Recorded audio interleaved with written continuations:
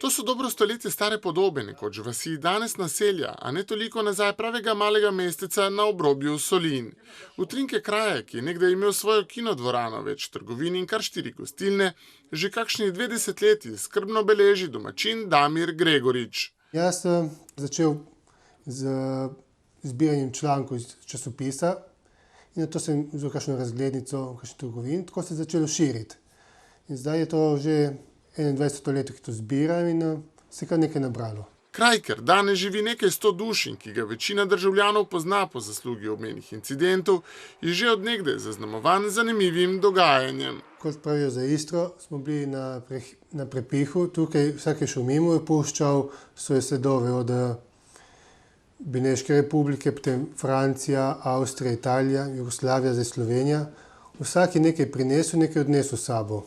Pod Avstro-Ogrsko so skozi kraj položili železniške tire, tako imenovane porečanke, ki so jih pod fašistično Italijo odstranili. Med vojnama pa so pod površjem odkrili premog in odprli rudnik, ki ga je kasneje jugoslovanska oblast zaprla.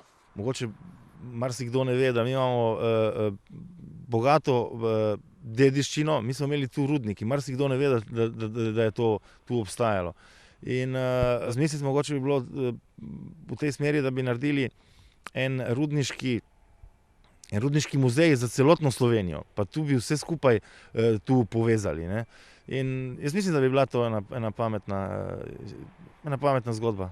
Na obrobju Solin je pod Jugoslavijo zraslo najprej športno letališče, zaradi povečanega prometa pa je to kasneje preraslo v mednarodno. Mi ne rabimo tu Boeinge 747, mi rabimo taka majhna letala, 30, 40, 50 potnikov, in v bistvu, da se to obudi, ne, da privabimo ljudi, da prihajajo sem, ne. Pred Sečovljami, ki so v zadnjih 20 letih zaspale, pa so smeli načrti.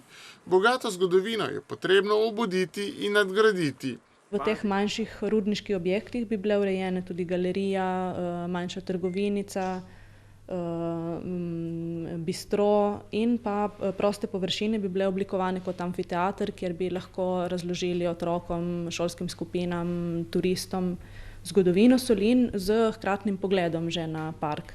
Drugi del območja pa je bolj komercialne narave. Predvidena je gradnja termalnega hotela s 100 sobami.